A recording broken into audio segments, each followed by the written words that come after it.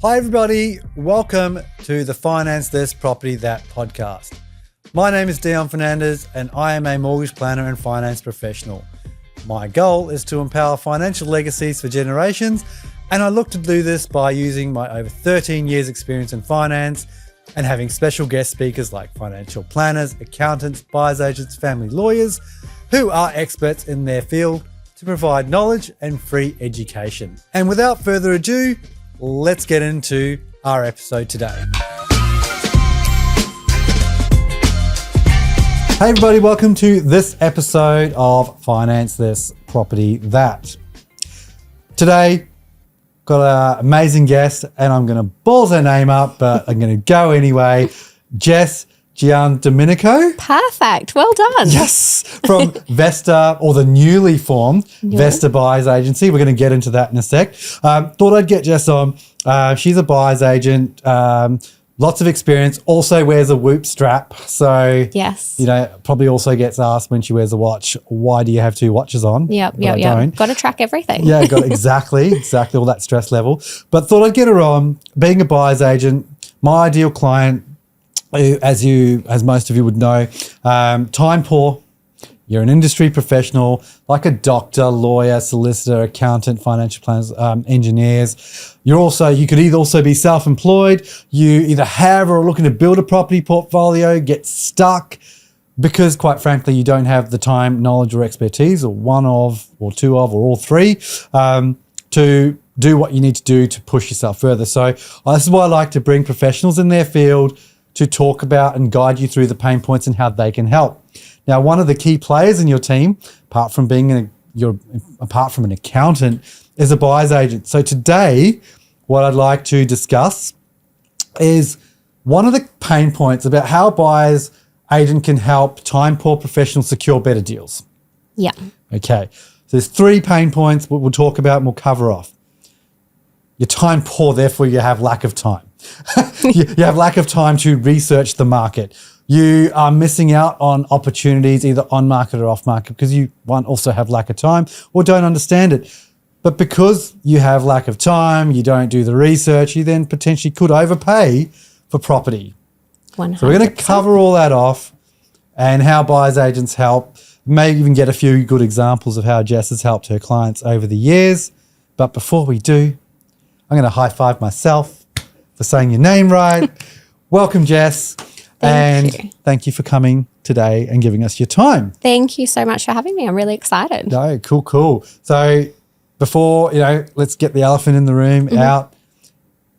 You've just gone out on your own. Now, I just want to make asterisk. Jess has been a buyer's agent for a while. Yes. Just taken the plunge into being self-employed or running your own business, just like myself. But tell us a little bit about your journey. Yes, so just launched Vesta Buyers Agency. So I launched that on Monday. So it's been a very, very big week, very exciting. A little bit daunting, not going to lie, going out on your own, but I have the best team around me as well. So that's been amazing. And I think that's really important when you do go to venture out on your own and start your own business. Like having a good support network is absolutely, it's just been the best thing. So that's been very exciting. But yeah, like you said, I have been in real estate for a long time. I've been in real estate for about 8 or 9 years now. Yep. I started in projects, so working on prestige waterfront projects with developers. Loved that. I thought that was really cool. You're seeing something being, built from start to finish and you're on site and it's always this grand design. It's so exciting and seeing, from conception and what the idea is at the start and to where it actually ends. And obviously with buyers coming in and making a lot of changes and, doing all that sort of stuff, I just absolutely loved being part of that journey. Then from there, I stepped into residential sales, so prestige as well. I was on a team, so I did the buyer management. And that's sort of where I realised, A, I didn't really want to be in sales. It just wasn't for me. But B, I really wanted to work with buyers. I really enjoyed the buyer journey and realised I couldn't do exactly what I wanted to do on the sales side because your client's the seller. So in order to help the buyer, you really got to be on the buyer's side. But that's where I realised buyer's agents exist, and made the step into the buyer's agency space. And yeah, have been just working my way through. I've worked with a couple of agencies, and now, taking the leap to start my own. Yeah, and look, I mean, I've seen your name around and things like that. I know you work quite closely with Luke. Yeah. So you come to the office a bit as well. I just thought, natural progression. Let's just get your name out there a little bit more. Yeah, thank you. Two questions. Vesta. Yes. I read something on Instagram. How'd you come up with the name? So I actually can't take credit for it. It was one of my best friends. Yeah. And this is what I mean about having a great network. You can make a shout out to your best friend. Okay, so Jordan, thank you. Yeah. We were trying to come up with names. I had a million ridiculous things, and also a lot of names are already taken. So it's really hard. And he suggested going for something with like a strong female energy. And so we had a few ideas, and then Vesta was one of them, and I just thought it was amazing. So basically Vesta is the Roman goddess of the home. So the home and the family, so basically the heart of the home. And I thought that was absolutely perfect for what I'm trying to do, and I guess protect that asset that people are buying, protect that home, look after the interests of the home. And I thought that was a really, really cool way to promote my business and sort of what I value. Yeah, awesome. And it's hard sometimes to find that name. Yes. I went through the same thing, especially with this podcast. And I can't give any friends credit for the name of this podcast. I literally thought about it in bed. Yeah, amazing. And I'm like, this is the name of my podcast. Let's go do it. I'm glad it came to you though, because it is so hard. That was probably one of the hardest things, that and the logo. And I will shout out my other friend, Deanna, came up with the logo, because it's just, I'm not the most creative person. Oh, neither. But having a network of people, of friends and other industry professionals to help with this journey has been life-saving. Yeah, even my logo that wasn't me. Mate, you should have seen it. I think, and that's the funny thing about going into business yourself. You're going to make mistakes. Yeah. But you've also been in other businesses where you're like, oh, I just don't want to do it that way, and I want to do it this way. It gives you the real reins to. Yeah, you figure out what you like, what you don't like, and I guess this ties back into property.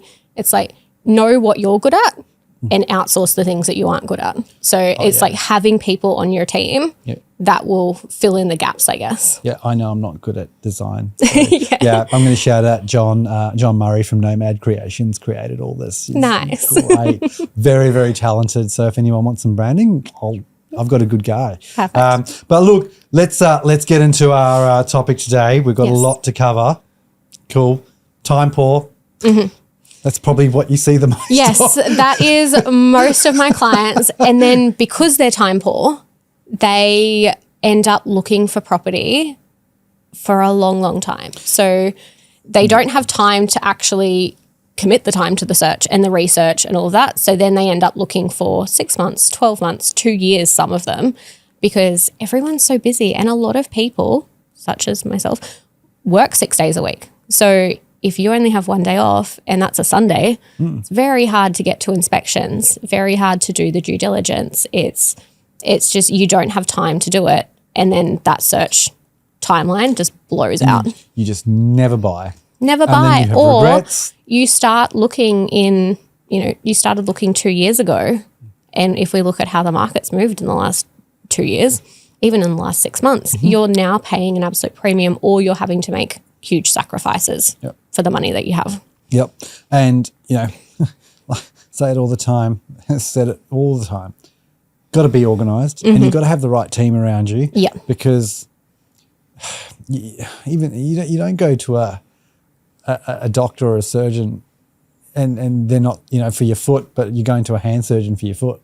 Yes. You've got to pick your team and pick it correctly. And I think, with a buyer's agent, I'm going to just ask you a question in a sec, but there's a lot of buyer's agents out there, and each of them do different things. Yes. Yeah, 100%. And also, you're not going to get along with everyone either. No. And that's why it's just, you just got to go, you'll do business with people you know, like, and trust. Yeah. But you being you've done so many things within the real estate market. Like, what is I guess for me to understand and listeners to understand, what does your ideal client look like? Yeah, so I probably have 3 core clients, Yes. and that is first-home buyers because they don't know what they don't know, and I really love the education side, hence why I like jumping on a podcast like this. I love, and then downsizers.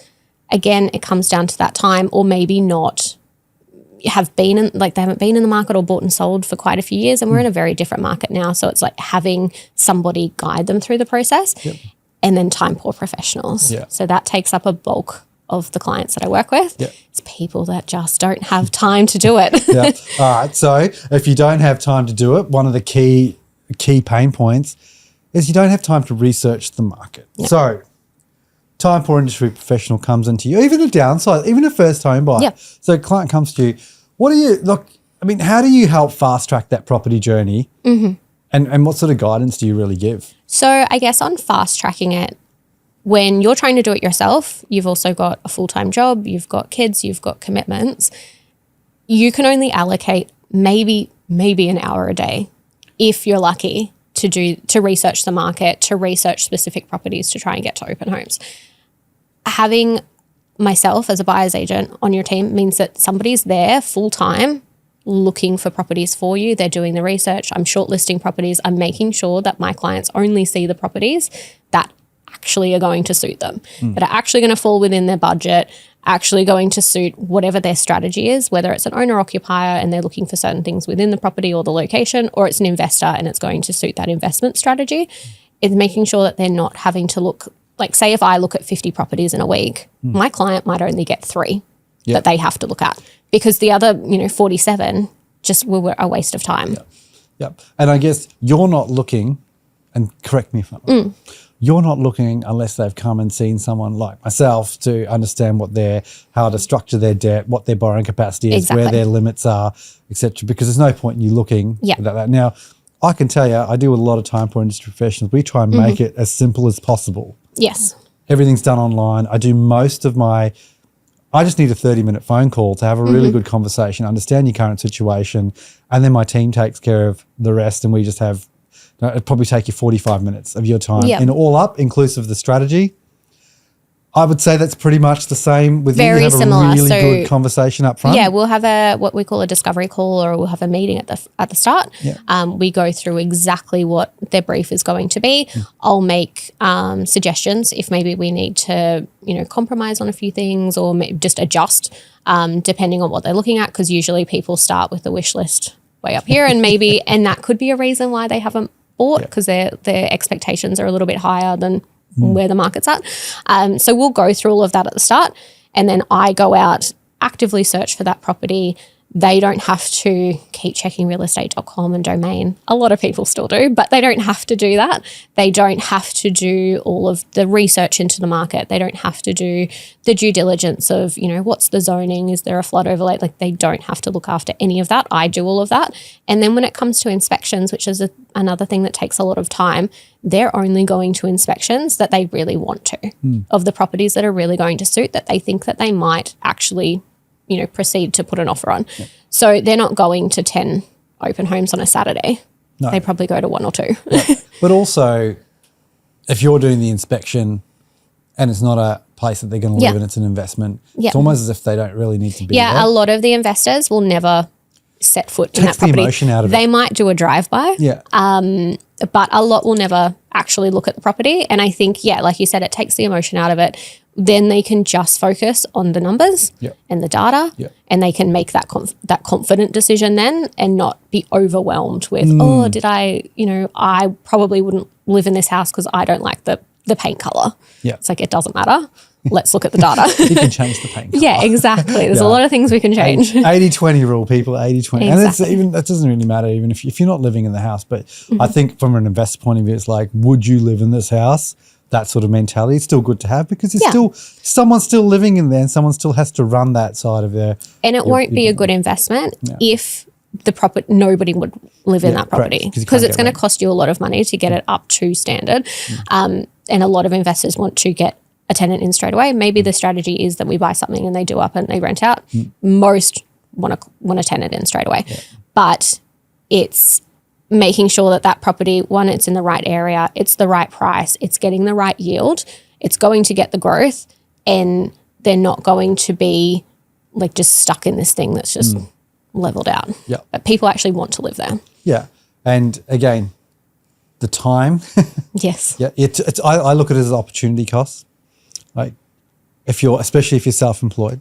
So for myself, like looking at who, not how. Yes. Yep. Who is the best person to do this job for me? Because I could go make this much doing my job and pay someone else to go do that job, and they're probably going to do a better job because that's what they do. I think, a lack of understanding. And I think there's also a lack of understanding, and yes, there's a fee. It's a fee for service. Yeah. But, and I was speaking to Chris McNulty from Lucid Property as well. I just made the point, the fee's not to go negotiate on the property. The fee is for the research. The time, the knowledge, the expertise that goes into finding you that property. Because, like you said, you could scour 50 properties but only really have one or two to present. Yeah.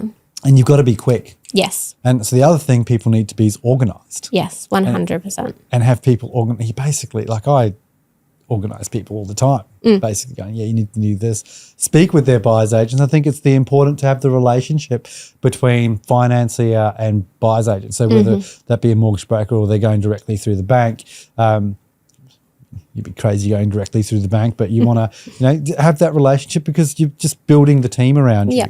Everyone's got your best interests at heart. Exactly. And we work really closely with, like you said, the mortgage broker, their conveyancer, the building and pest inspector. Everyone's working really closely within that team so that the buyer really doesn't have to worry about too much. Like they're at the end of the day, they're sort of saying the yes or no. Yeah. But everybody in the background, that team is doing all the legwork, all the hard work, answering the questions to make sure that it's a smooth process for them. Yeah. And I guess the other pain point off the back of that, if you don't have the right team behind you, you're time poor, you're going to miss out on opportunities. Yeah. Because, I talk about it quite a bit. If it's on realestate.com, you've almost missed the boat. Yeah. Yeah, 100%. A good example of that, I've got a new client on looking for an investment, and everything that's on realestate.com at the moment that is suitable for their investment. And this is what we do within the first week, is just see everything that's online, but get their brief out there. So everything that's online currently that would be suitable is sold. So it looks like it's still for sale, but it's already under contract. They're working through the conditions. So it's really that second week that we start to get the off-market options, we get the pre-market options, and we start to get a bit of momentum there once their brief is out. Yeah. And it's that timeline piece, isn't it?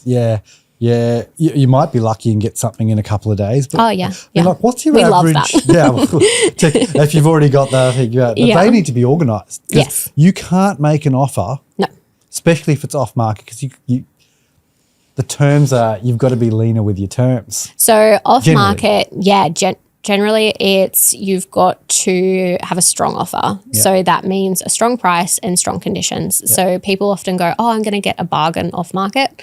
Not necessarily, unfortunately, but it means that we don't have the competition. So we're not competing with other prices, but we still have to go in strong to make sure it happens. Yeah, if they want 870 and you offer 800. Yeah.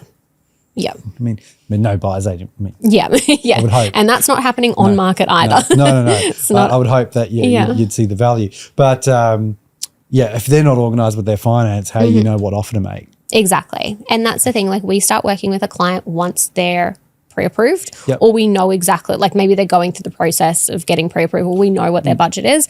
And we know that, if we find something day one, we're probably not going to offer, or we're going to have to make the condition a bit longer and work with that. But we really work with clients that are pre-approved, they're ready to go, they know exactly what they want and what their budget is, and then we work within those. Because I work with a few buyers agents as well that I've actually referred a couple of clients to, and they've come back, and we're trying to do, when I'm looking at it, like I said, my stuff's not simple. It's always multiple applications, trying to predict things. And luckily, I'm always in touch with this buyer's agent. We're talking. And I said, Matt, ready to go. He goes, just hold off. I think there could be an issue with the build and pest. Yeah. So I hate, I'm all for pre-approvals. Don't get me wrong, if it's the right thing to do.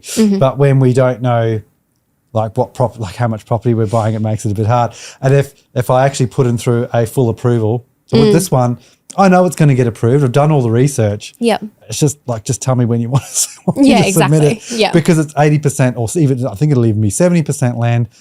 I know the valuation's going to stack. I know we've got the equity here. I know the servicing's done. We've run all the policy and scenario testing. Tick, tick. I even said to him, go do a 7-day finance. Perfect. And he goes, oh, nah, 14 days will be all right because that's what they want. We don't have to, we're going to increase our offer, but then we don't want to decrease our terms either. I'm like, yeah, cool. Do whatever you want. I'm confident that we'll get this through anyway. And that's just about, because I said, I've already done a valuation on the existing owner occupied. I know exactly how much equity we need to take out. You can go up to this price with this rental income.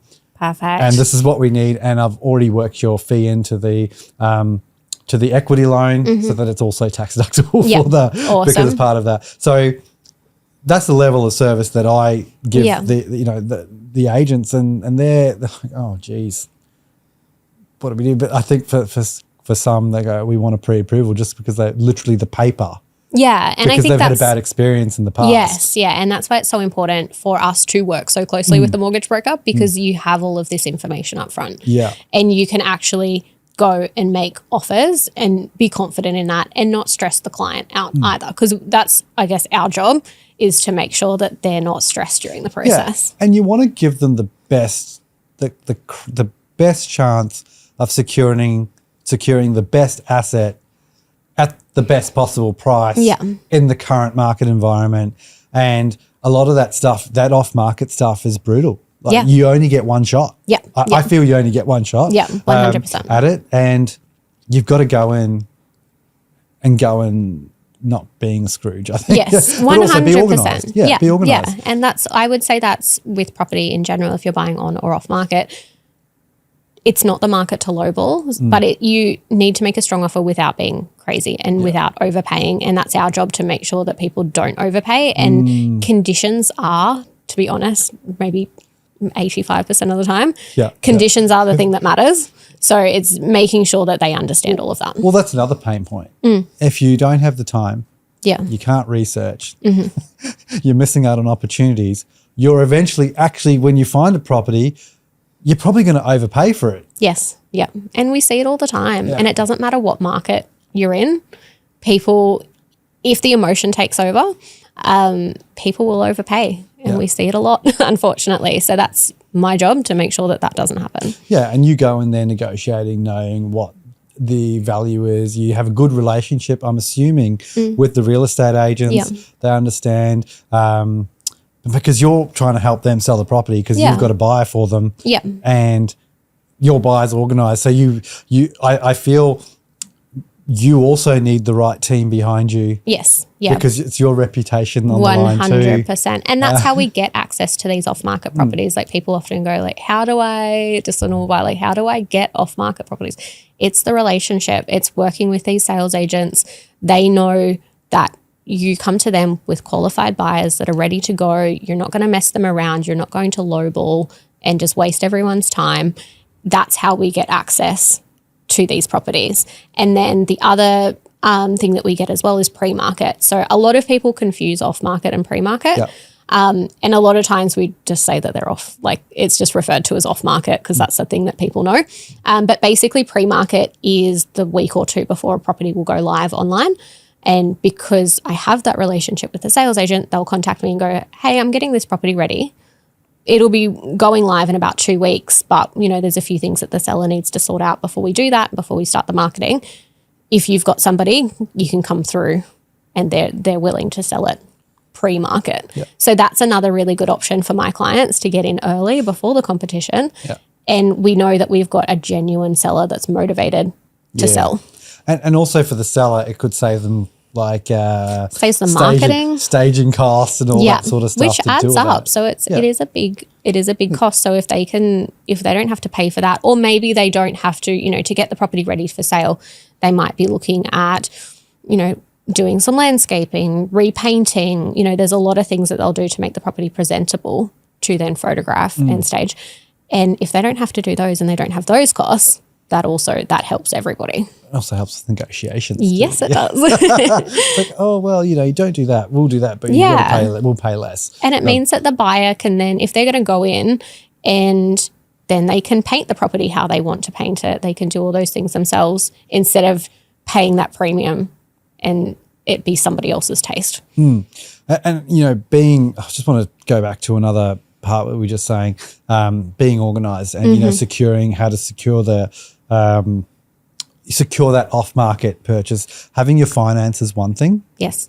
But I do a lot of trust lending. And the amount of people that don't even have a trust structure set up or the structure set up correctly in the way we need it to set up to go to the bank that we need it to go to is it's almost borderline infuriating because we're trying to build something out and you can't be fast. They still take 48 hours to create one, but you can't sign – if you're signing a contract purchasing under a trust, you shouldn't be signing it in your name and then making an amendment because that will potentially be up for double stamp duty. Yeah, it can be very, very costly to do that. Yes. And also, then even if you rescind the contract, well, you're basically terminating that contract and starting it again. Paying legal fees. Correct. But also that buyer then potentially has the opportunity to go, oh, no, I don't want to do it with you anymore. I've got someone else that's making a higher offer. They don't have to say yes. Yeah, exactly. You want them to say yes right at the beginning, get your stuff organised because it also says that you're serious. Yeah. And as soon as a seller feels like, the contract is at risk or it might not go through, like they do get panicked and they will tell that sales agent to go out and get other offers. And unless that contract is locked in, it's not 100%. Yeah, exactly. And I think goes back to organise yourself. Yeah. And that's what I do is like I make sure that the client's ready with their finance. They know exactly what name or entity they're buying that property in. So with a buyer's agent, we sign them up under the entity that they're buying in well. So that has to be ready so that we know that we're getting the right thing for the contract. Smart. Yes, it makes a huge difference. Actually, you're the first person that's actually said it that way. I mean, I don't know. I don't know whether it's standard practice with everyone. Yeah. But most people just like I know when a client comes in, I don't know what entity they're buying, so I just set everything up under their name and then change it later.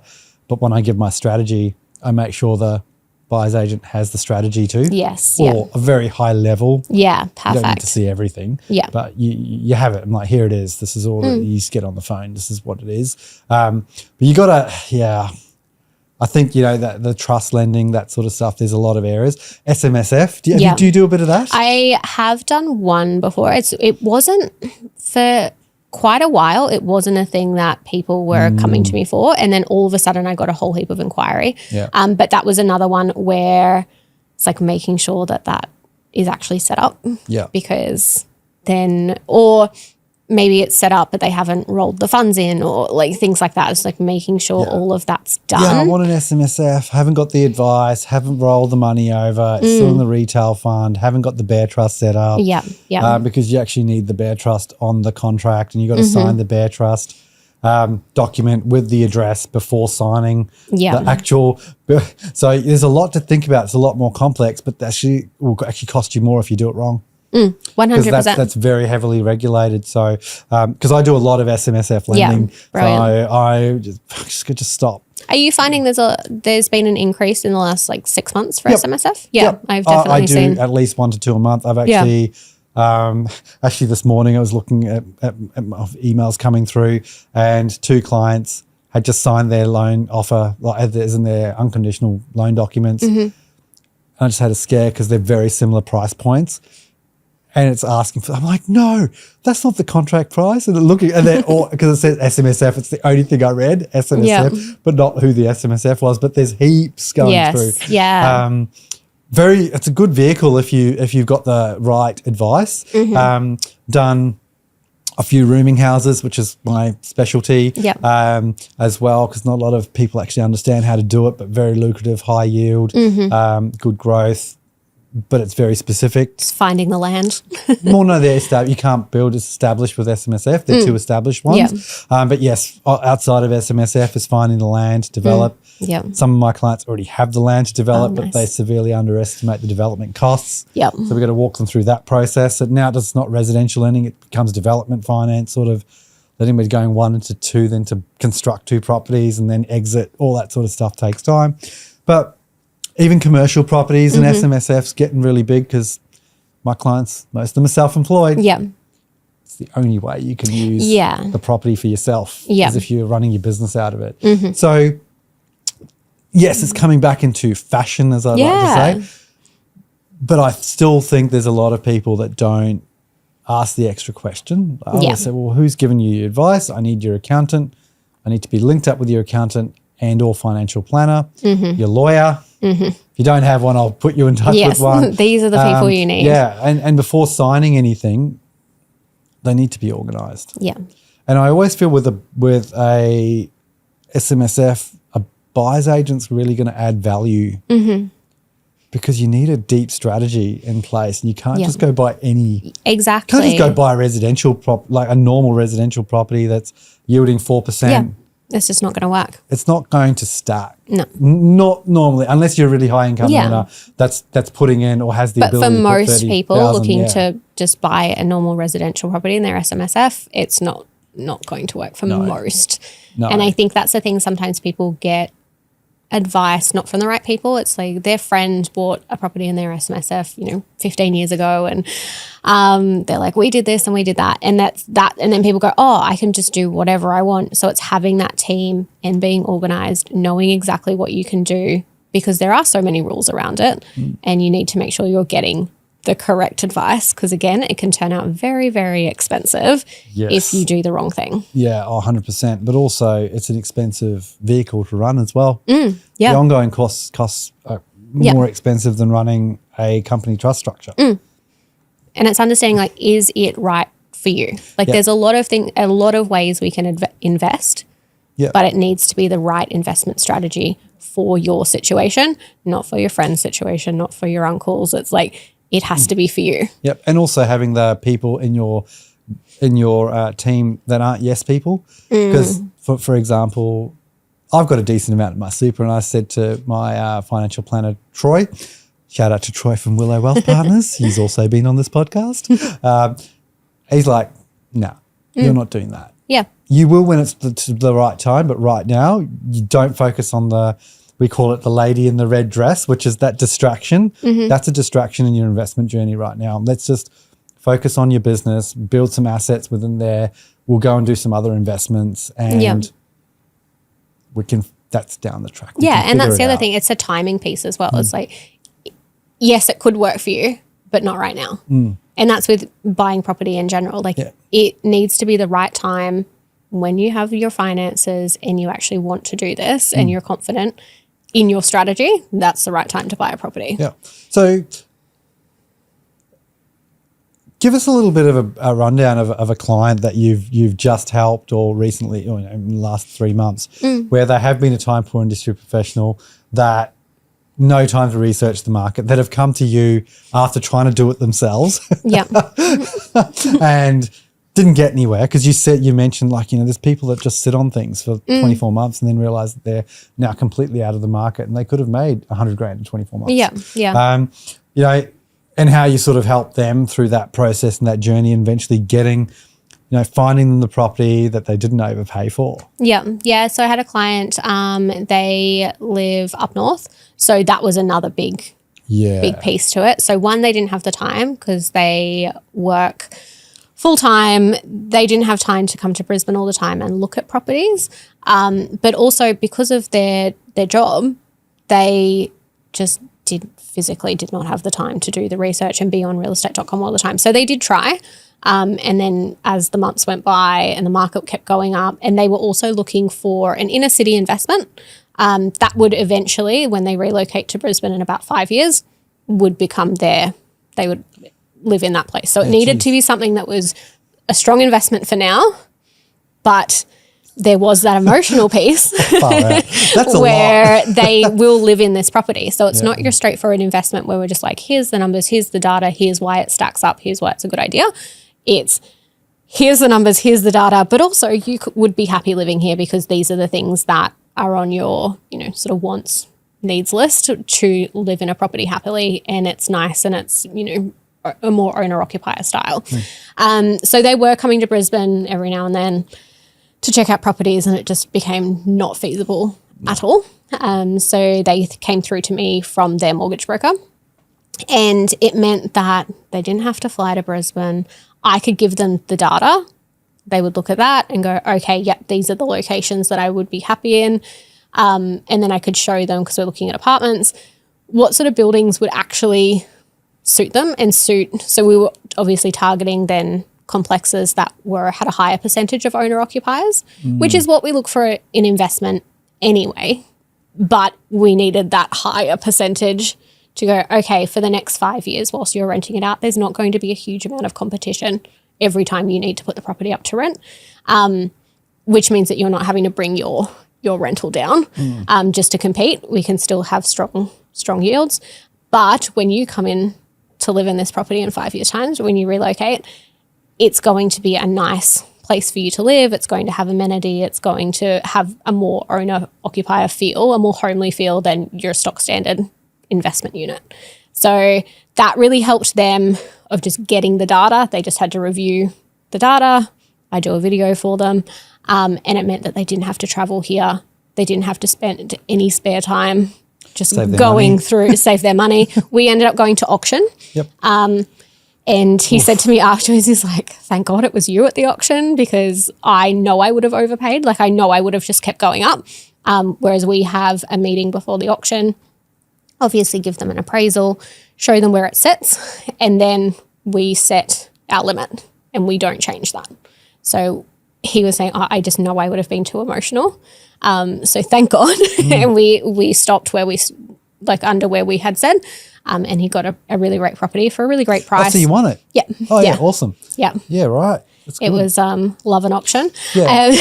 Exciting times. I haven't really been to one I've been to a couple actually. But I'm not betting myself. Yes. Yeah. So yeah, I'll probably be the same. Just another 100,000. It's hard. Going. Like, I probably didn't have the appreciation for my clients buying at auction until I bought our property at auction.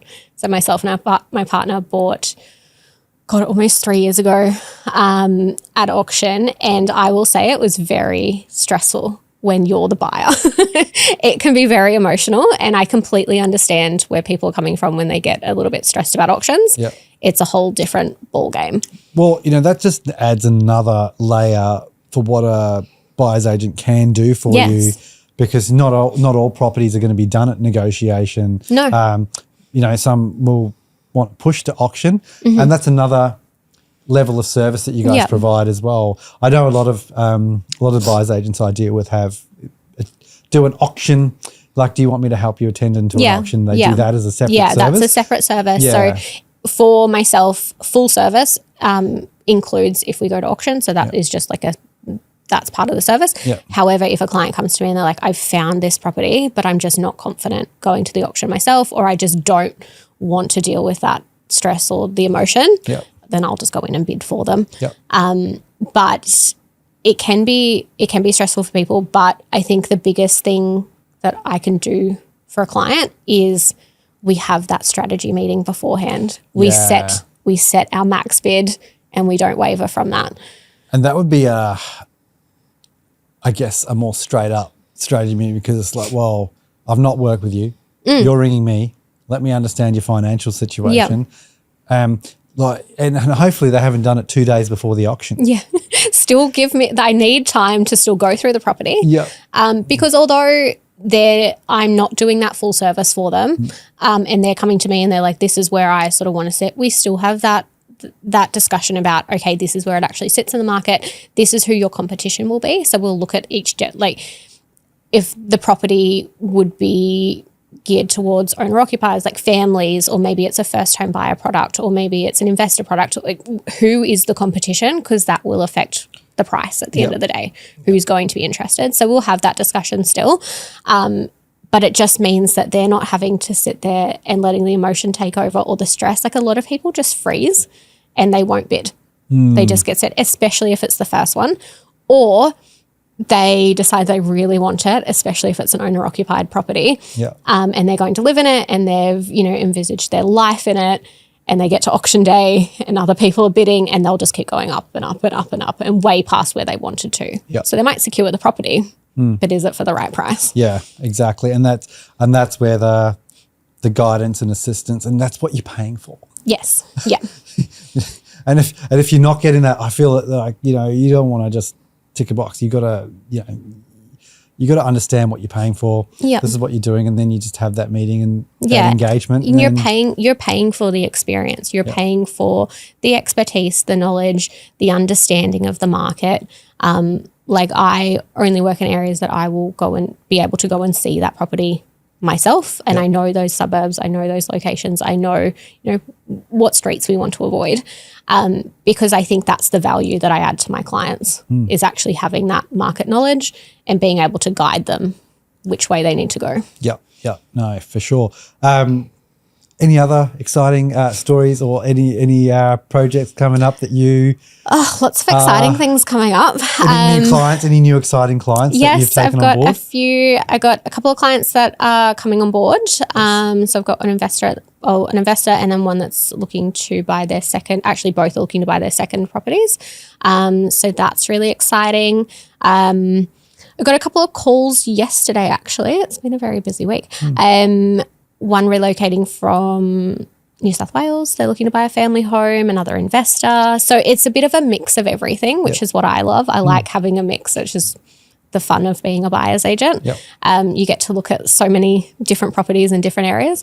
So I love that part. Do you ever, here's one, I just had this thought. Do you ever find that, let's say you've got 5 clients.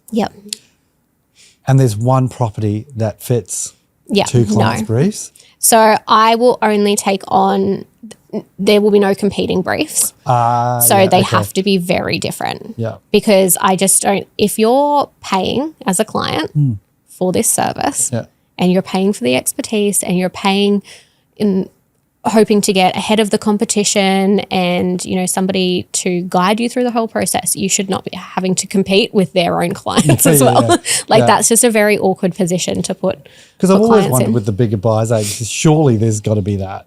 I think maybe in the bigger agencies and you've got agents, but they're individual agents and they might be competing on a property together, but they're not. Like you've still got your buyer's agent working for you. So, and I guess if there are, if you've already got one, you've signed someone up on Monday, that's their brief, and then next person on Thursday comes and you're basically, look, I already have someone with that brief. They will get the first crack, basically. Or if it's like, if they've got a very similar brief, it just means that they'll go on a wait list. Because even though maybe they wouldn't end up buying the same thing, you don't want to put them in that position where you're weirdly making them compete or you prioritize one over the other. Like that's not fair.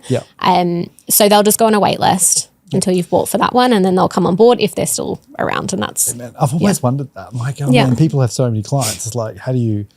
And I cap the number of clients as well because obviously it is just myself. Obviously work with an amazing team of other like industry professionals.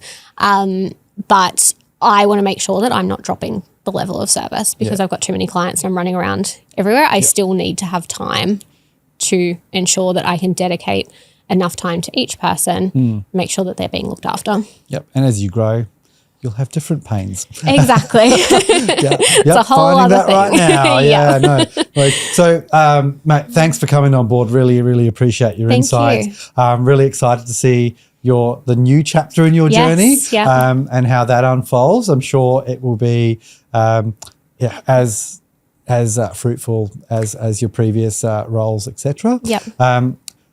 As always, the information on this podcast is very general in nature, doesn't take into consideration your personal circumstances.